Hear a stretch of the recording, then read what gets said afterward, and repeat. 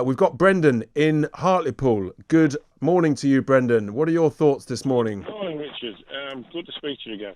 I've spoken to you a couple of times. That's right. Yes, indeed. I met you at Park Drive as well. I actually campaigned for you. Thank you, Brendan. Good man. Now I'm coming on that in a later on. Right, I think, but the party things, I think is a complete chat. Nobody, I have a job that goes up and down the country. Nobody's bothered about the parties, apart from people who don't like Boris and want rid of him. So I don't think that's going to go along.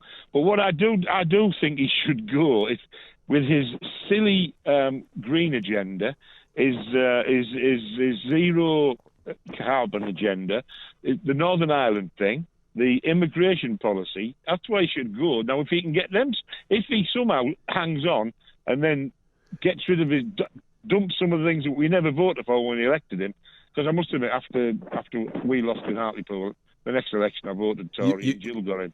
Indeed. So let me ask you, so you're saying that actually, as long as he can change some of his policy positions, then he should stay. So you're going up and down the country, Brendan, and you're saying people are not worried about parties. That's not what I'm hearing, but nevertheless, stick with that. We'll agree.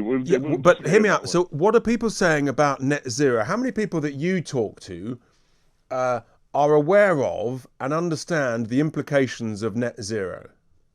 Quite a lot are aware of the cost it's going to cost, and the ordinary man in the street can't afford $9,000 for a ground heater and stuff for a heat pump. And have most people heard of this expression, net zero? Yeah, the ones that I talk to people, and they seem to agree that yes, they have heard of it. And the other thing, we can't all afford 40, 50, 60,000 pound electric cars either.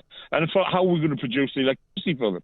If we aren't, wind exactly. Doesn't work very often. Rolls-Royce's new mini nukes, they're probably a good idea. Hydrogen is the way forward, but that's another thing. He hasn't done any of that yet. Apart from Ben Hoochin up here, he's getting a hydrogen plant built in Teesside. That's right. There's lots of great new technologies coming forward, and I'm a great fan for investing them. But you need a diverse range of technologies, because what you don't know is which one's going to succeed, at which time frame, and at what price. So you need to be investing in a whole wide range of them, but fundamentally, until then, the one thing you know is that gas is here.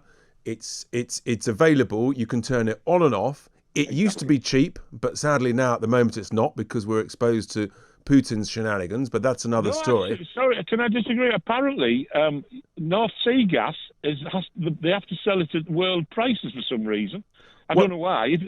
But I mean, do you think that's stupid? If we produce, it has to be sold at whatever the prevailing price. And also, how much shale gas are we sitting on? Well, that's the point. So I'm a big advocate of shale gas, because that's free gas that's owned by all of us, literally under our feet, Brendan.